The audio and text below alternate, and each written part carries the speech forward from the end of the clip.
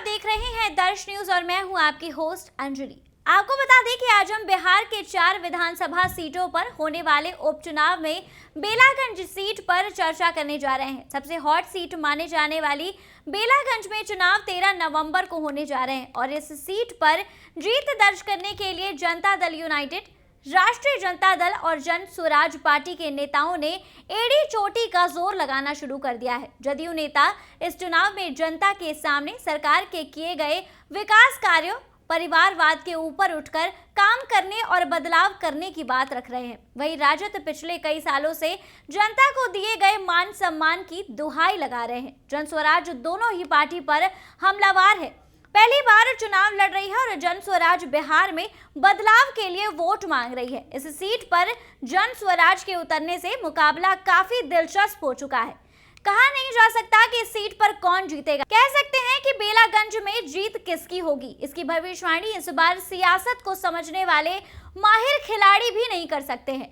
Belaganj seat 1990 से ही राजद का गढ़ रही है। कई बार इस विधानसभा सीट का भूगोल बदला गया है। 7 बार से राजद के विधायक रहे डॉक्टर सुरेंद्र प्रसाद यादव अब अहमदाबाद से सांसद हैं। सांसद बनने के बाद राजद ने उनके बेटे विश्वनाथ यादव को चुनावी मैदान में उतार दिया। अब पिता के 34 साल की विरासत और राजद के गढ़ को बचाना बेटे के लिए चुनौती का विषय बना हुआ है। अब बेलागंज सीट से राजनीति के माहिर खिलाड़ी माने जाने वाले सांसद डॉक्टर सुरेंद्र यादव की शाख इस चुनाव में दांव पर लग गई है।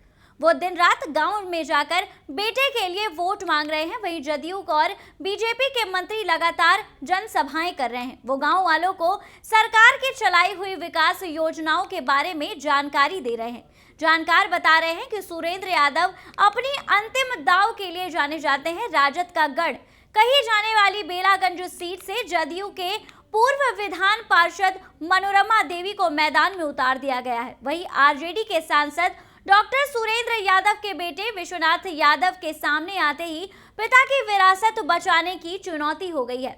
वहीं जन स्वराज के मोहम्मद अमजद इसके पहले भी 3 बार बेलागंज से चुनाव लड़ चुके हैं। इस बार जनता के बीच अपनी पकड़ मजबूत करने के लिए फिर से मैदान में उतर गए हैं। जन स्वराज के आने से चुनाव त्रिकोणीय नजर आ रहा है। वहीं जदयू की उम्मीदवार मनोरमा देवी 2005 के बाद उन्होंने राजनीति में कदम रखा था। 2 बार से लगातार वो उमाई की तरफ से लड़ रही हैं। 2014 के बाद उनके जीवन में उतार चढ़ाव शुरू हुआ। 2020 में उन्होंने जदयू के टिकट पर उतरते हुए विधानसभा सीट से चुनाव लड़ा था, लेकिन उन्हें हार का सामना करना पड़ा और इस बार वह बेलागंज उपचुनाव में अपनी किस्मत आजमाने जा रही हैं। जन स्वराज के उम्मीदवार मोहम्मद अमजद 2010 में जदयू के टिकट पर बेलागंज सीट से चुनाव लड़ रहे थे। इससे पहले 2005 में भी उन्होंने जदयू एलजेपी गठबंधन के टिकट पर चुनाव लड़ा था। मोहम्मद अमजद भलुआ पंचायत के पूर्व मुखिया भी रह चुके हैं।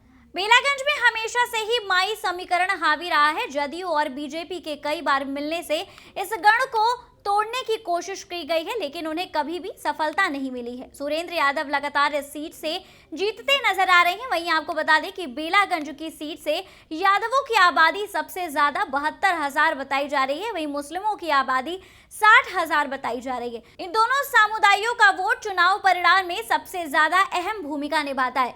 वहीं अब इस सीट से 13 नवंबर को चुनाव होने जा रहे हैं और 23 नवंबर को घोषणा हो जाएगी।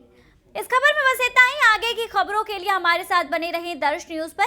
साथ ही अगर आपने हमारे चैनल को सब्सक्राइब नहीं किया है तो सब्सक्राइब और लाइक कर दें। और अगर ये आप वीडियो फेसबुक और इंस्टाग्राम के माध्यम से देख रहे हैं तो हमारे पेज को लाइक जरूर कर दें। धन्यवाद।